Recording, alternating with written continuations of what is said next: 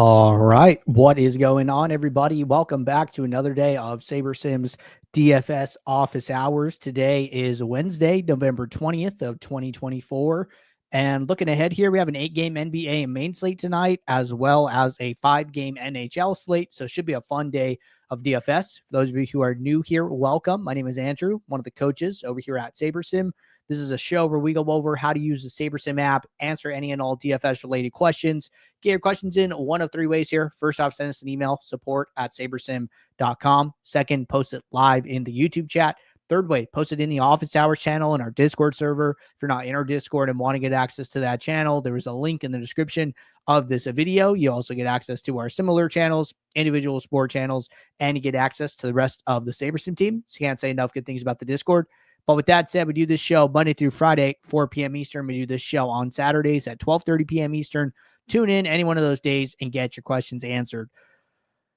With that said, we are going to get SaberSim pulled up.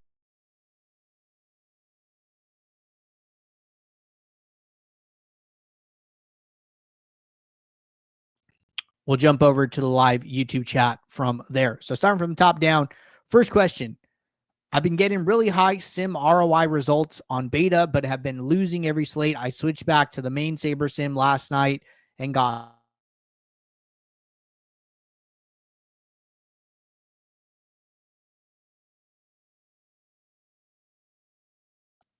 I just want to talk briefly here about like the Sims and things like that. So there are no differences whether you are on old SaberSim, whether you're on new SaberSim, whether you're on app.sabersim, whether you're on beta.sabersim, between the actual Sims, right? The game Sims, the contest Sims, we have one Sim database that gets used across all of those different things, right? The difference between them are typically the UI, the workflow, those are like the main things that are different, right? So when I am using app.sabersim and when I am using beta.sabersim, I am using the same game sims. I'm also using the same contest sim engine, right? So even though you might have seen this difference here, there is no difference in how the sims work. So I just want to be clear about that, but I am happy that you did have a good night. So I think that has less to do with the difference between the sites than you think it does. I think that's just noise. All right, next question. How do you go about adding your research to the builds and sims? For example, I liked Russell Westbrook more than SaberSim builds. Would you just bump his exposure, or is there is this the same question? Or is there any rationale to adjusting the build correlation and sim diversity sliders just to get different from other users? Say on a normal NBA slate, or are the presets well figured out for a given slate size? Okay, I think I might have messed up here because I'm pretty sure these are two different questions. Let me check something. All right, just popping back over to the office hours channel in Discord real quick. Oh, it was just or. The question ends after or. There was just a question mark. Okay, so let's go back to this one, the Russell Westbrook one. So two things, right? It kind of depends. What are you trying to say, right? Are you just saying, hey, I like Russell Westbrook and I think he's going to do good today and I want him in my lineups? If you're saying that, then the best thing to do is just to set a minimum exposure to him, right? Come in here, change his minimum exposure from 0 to some higher number, and then either let the builder find lineups that match that exposure request if you've already generated lineups. If you're in the pre-build like we are right now, you can set that before and then build lineups. If you are setting it after the build and the builder can't meet your exposure request, then you can just click the build lineups button again, which will be rebuild lineups, and then we will take that into account before we build your next set of lineups. So you're going to get plenty of lineups in your overall pool with that player. So that's one approach, right?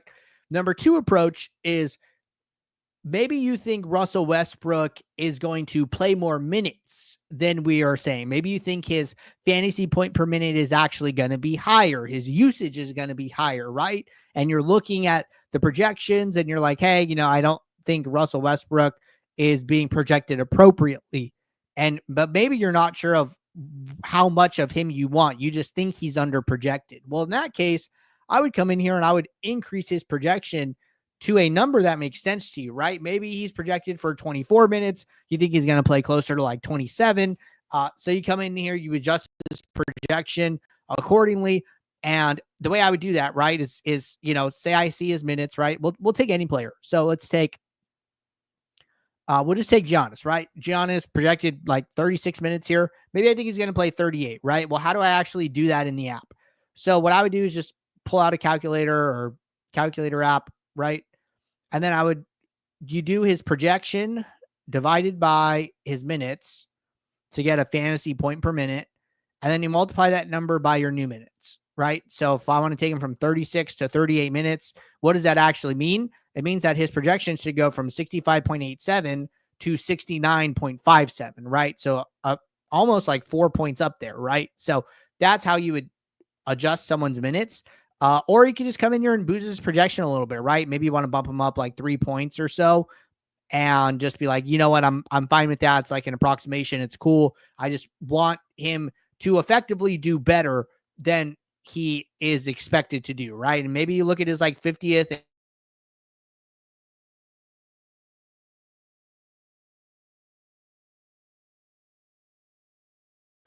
So there are definitely ways to estimate, but you could be super specific as well. It just kind of depends what you're trying to do. So those are the ways I would be thinking about it. But it just, those are your main two options.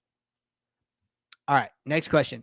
Is there any rationale to adjusting the build correlation and sim diversity sliders just to get different from other SaberSim users on a normal NBA slate, or are the presets well figured out for a given slate size? So good question. First thing is that we set these sliders based on the number of games on the slate. The number of games on the slate directly impacts the slider settings. Now, as far as getting different goes, right? The way I always think about this is duplication important in this contest in general, not even considering other SaberSim users? I just want to know across this entire contest, is duplication important? And the easiest way to figure that out is to go back to a past slate, right? So this was today is a 1, 2, 3, 4, 5, 6, 7, 8 game NBA slate. So I would just go back to a past NBA 8-game slate, right? Or something close, right? So I would just start going back on the days. So, okay, I'm on Tuesday. Okay, I'm on Monday. Okay, I'm on Sunday. Sunday, there was a 7-game main slate, right? Maybe I want to go look at this one. So I'm going to go back to this 7-game slate. It was a 7-game, 3 p.m. Pacific time slate. Now, I want to go to maybe the contest I played was the 4-point play. So I'm going to go to the 4-point play. I'm going to close these other tabs. I'm going to go to users. I want to look at people who max this out, highest Sim ROI. And what do I see, right? Well, duplication is a little important in this slate, right? Average dupes of 1, average dupes of 5, average dupes of 0, average dupes of 3, 2, so there's a range here from like 0 to 5 as far as average dupes go. Now, do you care about that? That's kind of up to you, right? If you think that this is enough duplication to account for in your process, then yeah, do it, right? Come in here and do some things to get different from the other users in your contest. But I think that ultimately you should think about duplication on a contest level and not just a SaberSim user level. As far as SaberSim goes, right, our sim diversity is doing such a good job of randomly sampling the sims to make sure that users don't get the same exact lineups, right? The only way you're going to get the same exact lineups is if you are using optimizer mode, right? That's the biggest thing. So just to kind of go over it, I'll do this example like every once in a while, but today's like a fine day to do it. We have some time. So I'm going to pull up a combination calculator. So what the combination calculator does, it basically tells you how many ways you can combine a certain number of data points uniquely, right? So for instance, let's say that we're playing baseball, right? And there are 9 players in a lineup, right?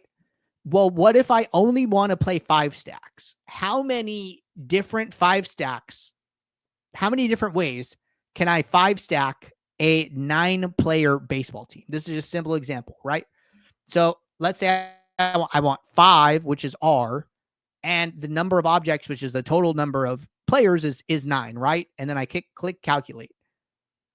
So this tells me 126. So there are 126 different combinations of a 9-player MLB team that I can get, that I can 5 stack, right? I can 5 stack a 9-player team 126 different ways. Okay. So now let's think about the Sims, right? So we have 5,000 game Sims of each game on the slate. Now, depending on where your sim diversity slider is set, we're going to take a different number of Sims each time we build your lineup. So say 9 is sim diversity 9, we're taking 5 Sims. Say sim diversity 8, we're taking 10 Sims. And say sim diversity 7, we're taking 20 Sims, right? So since it's on 20, so we're going to do objects is 5,000, and we'll say our sample is 20. So how many different ways can we get 20 out of 5,000? And when you click calculate, it's a big calculation. So give it a second. So this is a massive number. Okay. So it's 3.77. It's effectively times 10 to the power of 55. Now, I can't even begin to describe how big of a number that is. You can actually see the number here. It's this ginormous number starting with 377, 3555, 86203, whatever, right? This is one game. Now go and take that number to the power of however many games there are on the slate. Now, that is just like raw combination of the Sims, right? That doesn't affect the player performance within the Sims or the min max salary, right? So like there are less viable lineups in a slate than that number shows you, right? But that is why when SaberSim users build, they don't all get the same exact lineups every single time. You might get similar lineups, right? We're using same projections, but I don't think you need to be thinking about, hey, how do I get different from SaberSim users specifically, rather than just getting different from all the players in your contest. All right. Good question there. Next question from Sean. Hi, the NBA late swap beta videos said the new updates would be on the app. I'm not seeing it so far. Am I missing something? How do we switch to beta, I guess, is what I'm missing. Good question. So see, like right now I'm on app.sabersim.com. This is the main website. If you just go in your URL and you type in beta.sabersim.com, and I'll just type it here in the chat, and you can just use your normal SaberSim login credentials, that will give you access to the beta if you are on the ultimate subscription. So just head on over to beta.sabersim and you will be able to test out those new features. So we always appreciate you guys checking those out and letting us know about any hiccups or bugs that you guys run into. That helps us out a ton before we move it to the main app for everybody to use. All right. Those were our first set of questions here to get the show kicked off. Taking a peek in the Discord. No more questions. So why don't we do a build review? So pretty interesting day in the NBA streets today. I saw some super like just a ton of injuries for the Pelicans and the Cavs here, right? So let's see. Murphy out, Herb Jones out, Hawkins out, McCollum out, Alvarado, DeJounte Murray, Brandon Ingram, Zion, Jalen Noel no longer with the team, right? Their highest salary player is Brandon Boston at 6,600. So this is going to be a pretty insane day for the Pelicans. Saw Cleveland's kind of similar. LeVert, Merrill, Okoro, Garland, Wade. Struss has been out. Bates is not super important. So ton of injury action over here as well, right? So a lot of minutes and usage to some of these cheaper guys, Jerome, Porter, Niang, right? Or some names that stand out to me. So this game, especially starting at lock, going to be super, super interesting how ownership comes in. But one thing that you could definitely do leading into an NBA slate is just come in here and sort by value. And that'll kind of tell you where to look, right? Like, okay, hey, I'm seeing 7 value for 2 Cavs players. I'm seeing 6+ value for about 4 Pelicans, right? And then you go to those teams and then you see what's going on, right? So start with the value. The value players are typically players that you're going to get more in your lineups. And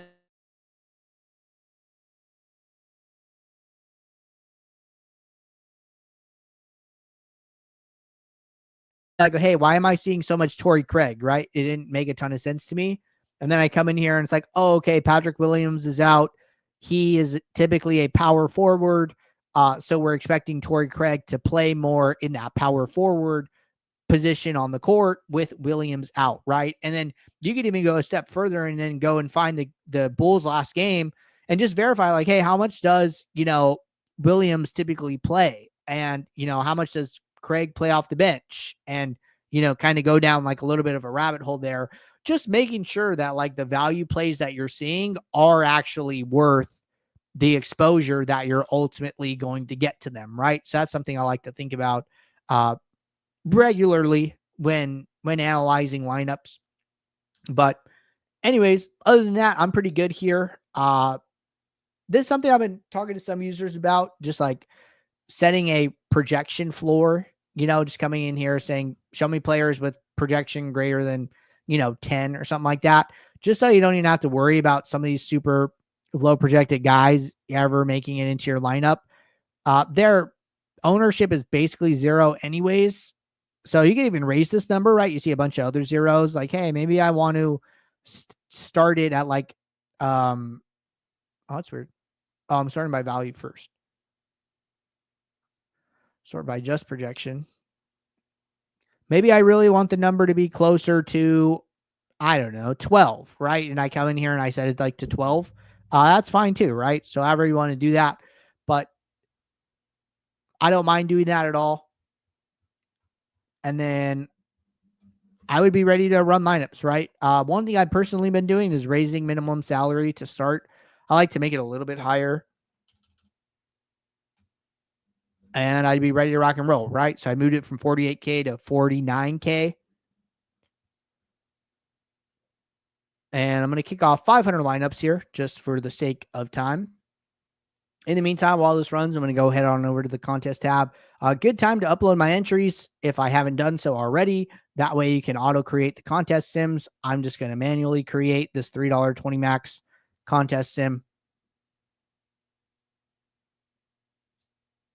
All right, hopping back over to the build. Looks like the lineups are done. Going to click run contest sim. And just going to scroll over here a little bit so I can see my exposure, pool, leverage.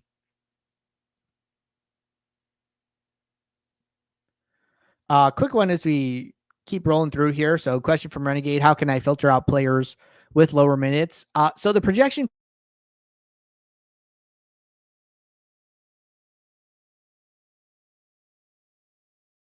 if you're on Ultimate, you'll have access to the detailed stats where minutes is available. And if you can see minutes, you can filter for it. So then you would go to filters, add new filter, show player with minutes greater than X, and then you would just set your threshold. But projection works as another good option as well. All right. And said I was getting somebody here in their builds and they didn't like it. Yeah, I mean, you could always X the players too, right? So it's okay to just come in here and uncheck somebody on the left-hand side. That's another fine option. All right, keeping it rolling. We created our contest sim, ran our contest sim. We have our contest sim results right here.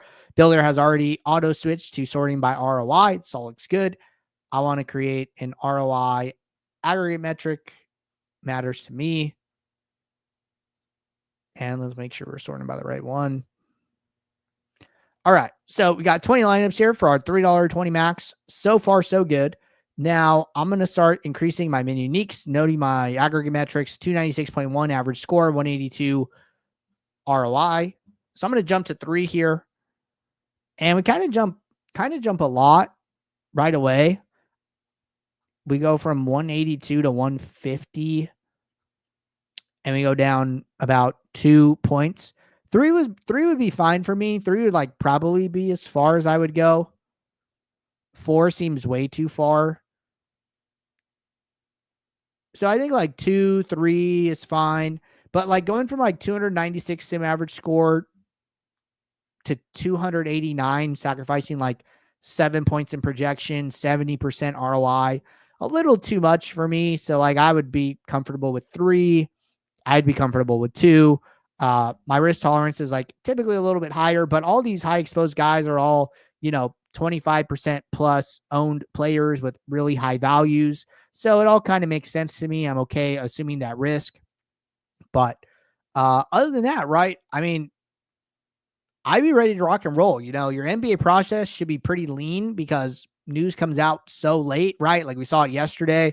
Cam Thomas getting rolled out like 10 minutes to lock for like a back injury that like wasn't a problem previously. So I don't think at least I don't think he was questionable. So, you got to have like this super lean process that you can do really, really quickly and get your late swaps in, get your lineups in if news changes close to lock. So something lean, something quick, and then being around a late swap as news comes out would be how I would be recommending you guys build your NBA processes, right? Like if your NBA process, if you can't build lineups, enter lineups in less than 5 minutes, your process is you might want to consider shaving it down a little bit, right? 10 minutes, definitely too long, but if you can get around 5 minutes, that's typically a good thing. All right. Looking in the Discord one more time. No questions rolling in here. So appreciate everybody tuning in. I will be back tomorrow, Thursday, 4 p.m. Eastern for our next show. So until then, everybody, take care. Good luck. Thanks. Bye.